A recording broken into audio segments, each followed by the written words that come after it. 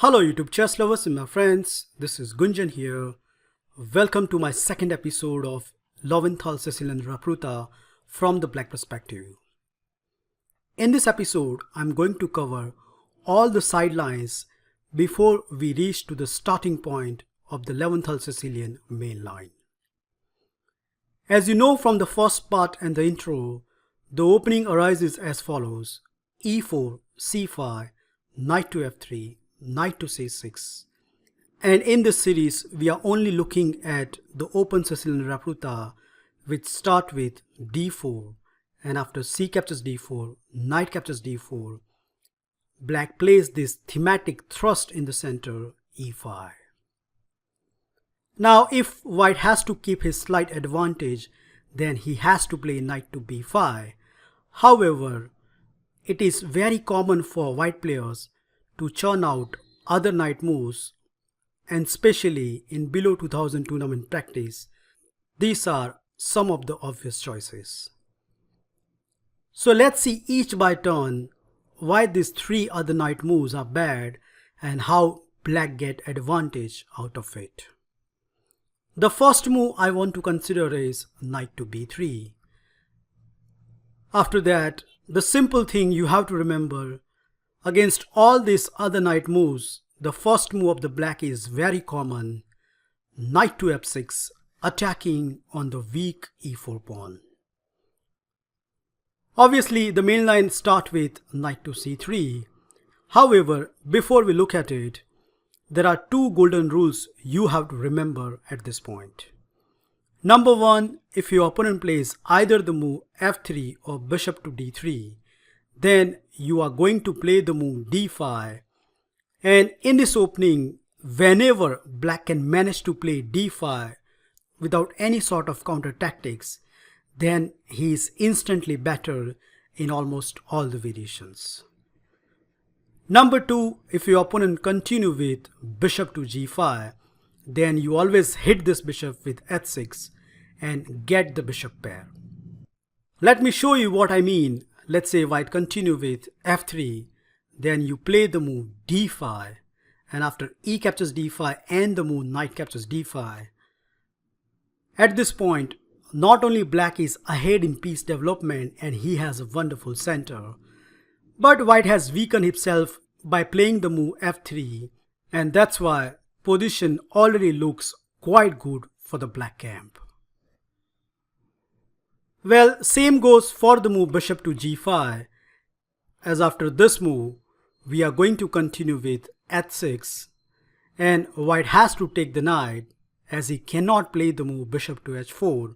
The simple reason is after g5, bishop to g3 and the move knight captures e4, suddenly just on the 8th move, black come up with an extra pawn. The important point you should know that after queen to d5, black is not losing a pawn, as knight to f6 first hitting the queen, and then we are going to consolidate our extra pawn. So obviously at this point white has to take the knight, but after that we can simply recapture with our queen. And the important point about this position is not only black get the bishop pair, but in the long run, white cannot stop our thematic d5 break. For example, a sample line can run like this: knight to c3, looking at juicy d5 square. So that's why we have to pin down this knight, and white has to support it. Otherwise, we are going to fracture white pawn structure. Queen to d3, what else? And now, very simple idea by black. First, he likes to castle, and after a3, we can take this knight. Queen captures d3 is the obvious response. Now we will play d6. And the point is, no matter however white responds, let's say in one game, white continue with queen to g3, black plays bishop to e6, and now after rook to d1 and the move rook to d8, it is pretty clear that black achieve his thematic break d5 and get a very good game out of it.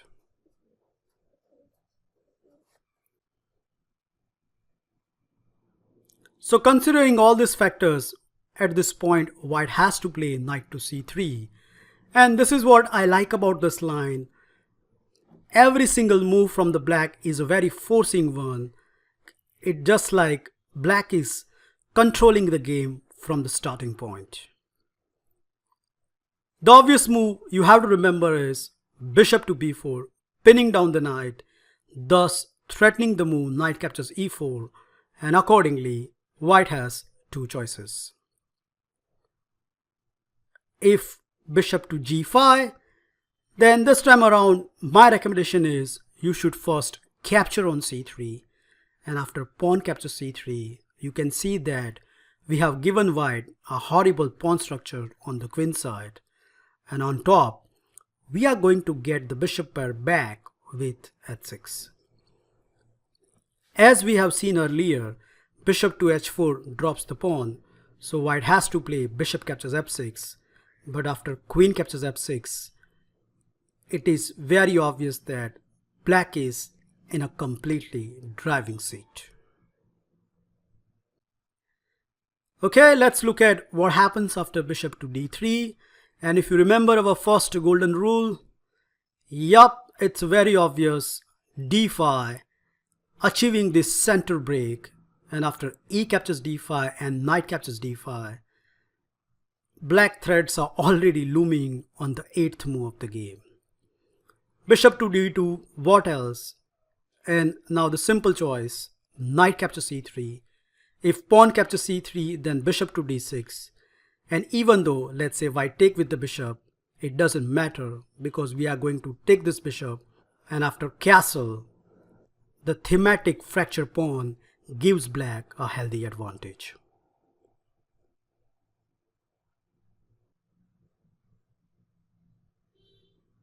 The second move I want to consider is knight to f5, which is a rare case in this variation, as it allowed what black wants to do, namely d5, and create a problem in the white camp.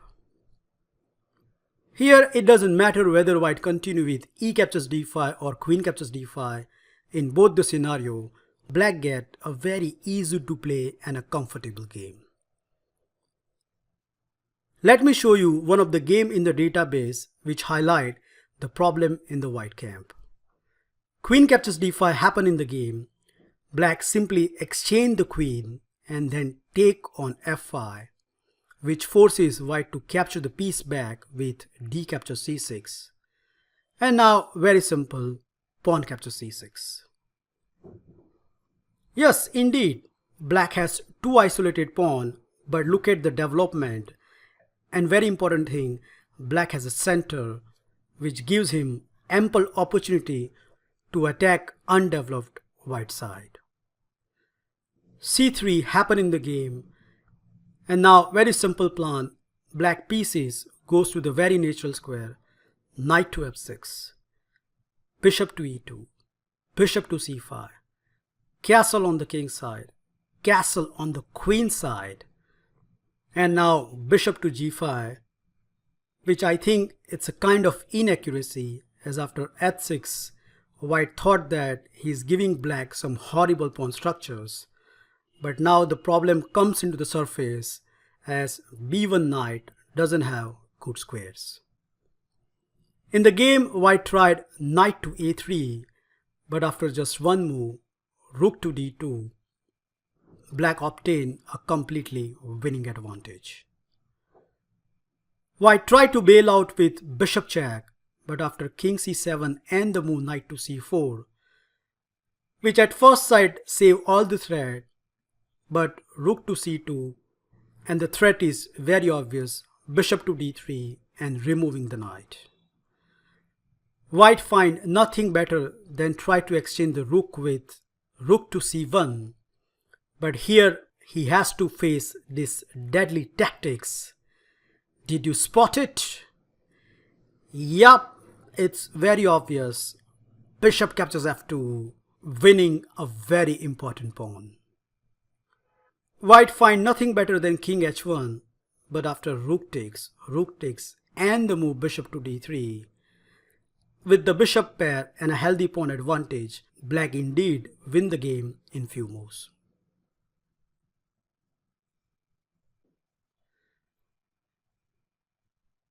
White can try over here e captures d5, but that doesn't change the story, as after the simple continuation, bishop captures f5, pawn captures c6, queen captures d1, king captures d1.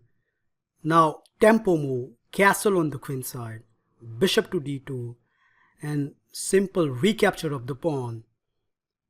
We have the same scenario, except white has misplaced king on the d1 square.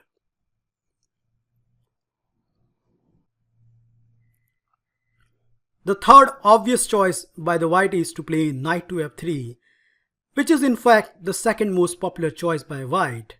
However, our response is very straightforward.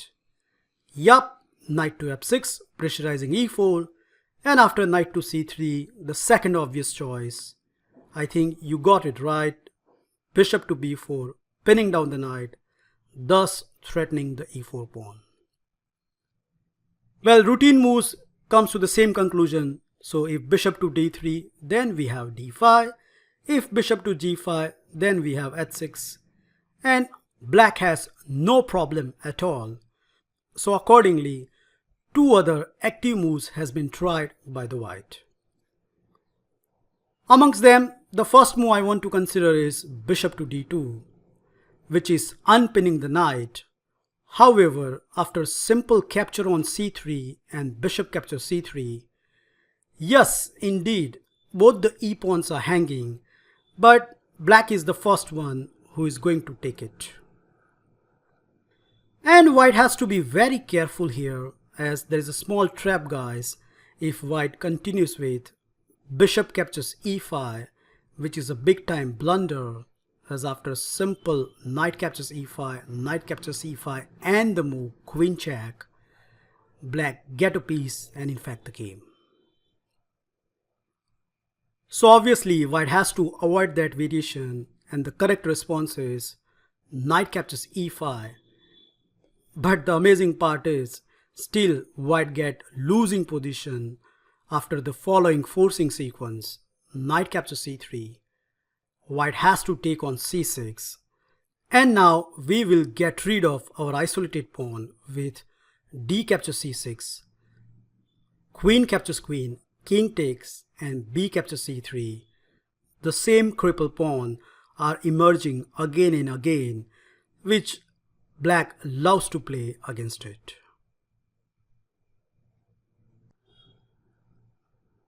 The second active move white can try over here is bishop to c4. The idea is black can't even touch on e4, as after bishop captures f7 or the move queen to d5, white literally enjoys the attacking position. So obviously we are not going to be that greedy, and here I am going to suggest one of the modern moves which has been hardly even played, and that is knight to a5. Attacking the bishop, white has two choices. If he become greedy and continue with knight captures e5, then the simplest sequence goes as follows: knight captures c4, knight captures c4, and now knight captures e4, which gives black a very good game. Probably the highestly played move in this position is bishop to d5, but I don't think so it's a nice choice, as after the following continuation: bishop captures c3, pawn captures c3, queen to c7, attacking the pawn. And in the database, one of the game continue with bishop to b2, which already looks so pathetic, and against this black simply responds with knight captures d5, queen captures d5, and the move d6.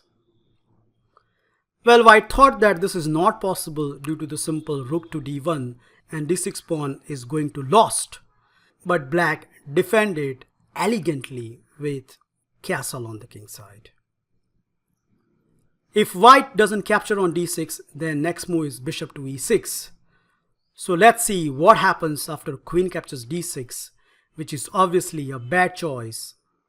And I know that you have seen instantly, right? Yup, it's queen captures d6, rook captures d6, and now the winning shot, knight to c5, stamping the domination.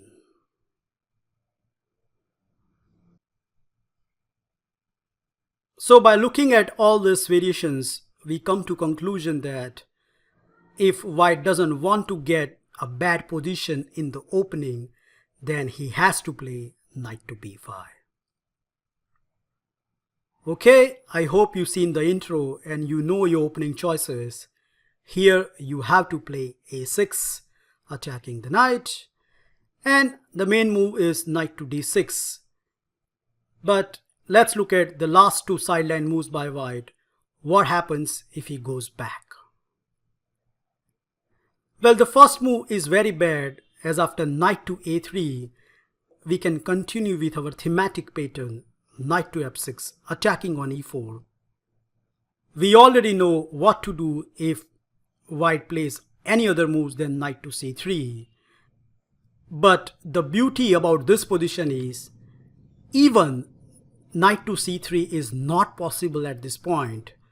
The simple reason is, black has this winning move in the picture, b5. And you can already see b4 is a big time threat. And unlike Sveshnikov variation, where white has already played the move bishop to g5, pinning down this f6 knight, in this line, our knight is free to go anywhere. Knight to d5 is the only logical response here, but that leads to the loss of a pawn on just 8th move of the game, and you can't ask better opening advantage than this.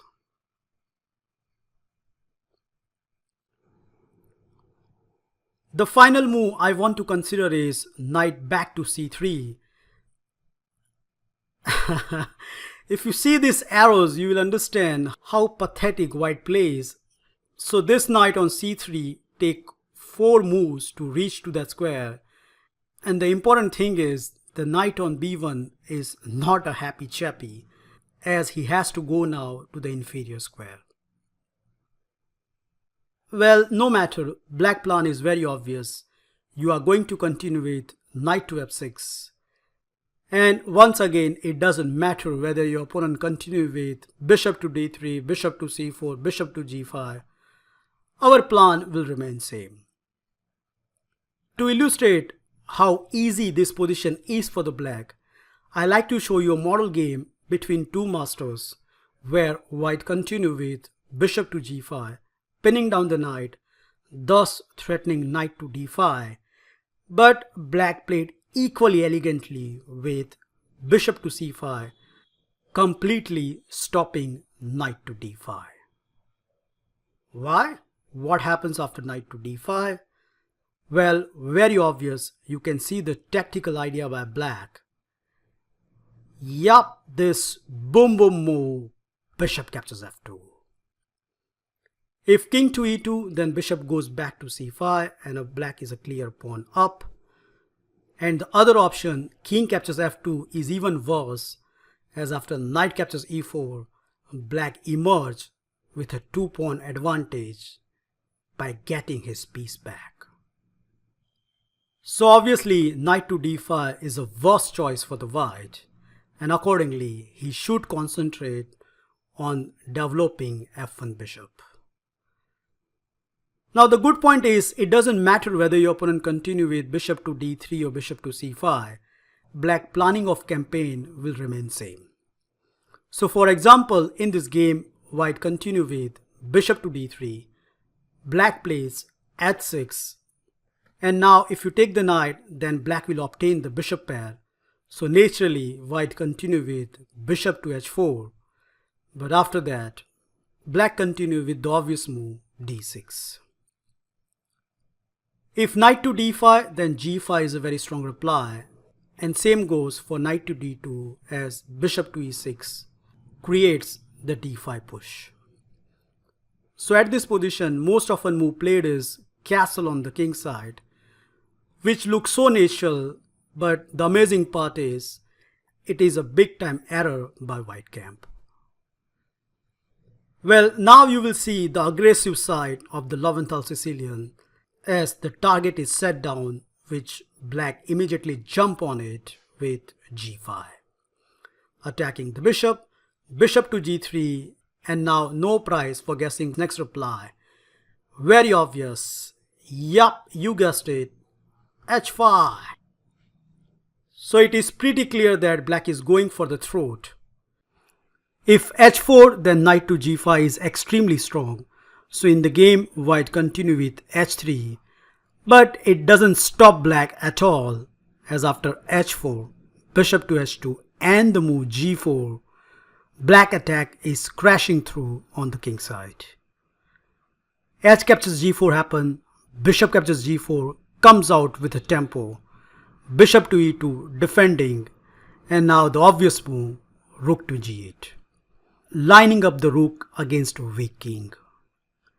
White king get out of the open file, and black continues assault with h3. White desperately blocked the thing with g3, but by doing so, virtually he is a piece down. Now black pick up the pace with a fourth gear, bishop captures e2, queen captures e2, and the move knight to d4 attacking the queen. Queen goes back to d1, and now very nice move, queen to b6 attacking on b2. So every move is creating a threat, and black is playing much more active game. Knight to a4 happen on the board. White thinks that he can get rid of this pesky bishop, but after queen to c6, black is attacking two spot. Knight to c5 happen, pawn captures c5, and now indeed there is a threat of capturing on e4. So white thought that okay, I can defend all the threats with f3, but then he get this root shock. Can you guess it? Yup, it's a nasty boom boom, knight captures e4. White can't even touch this knight, so in the game he played queen to e1, only to get double surprise. Knight captures f3. What a game. Black literally owned the white at this position. The game doesn't last long, as white continue with rook captures f3, but after knight captures g3, obviously you cannot take with the bishop, as queen captures f3 leads to disaster to the white camp. So in the game, white continue with queen captures g3, but after rook captures g3, in the view of white rook hangs, white plays knight to d2 and just resign the game, as he can easily see that after rook captures f3, surprisingly enough, the game will be checkmated in 3 moves.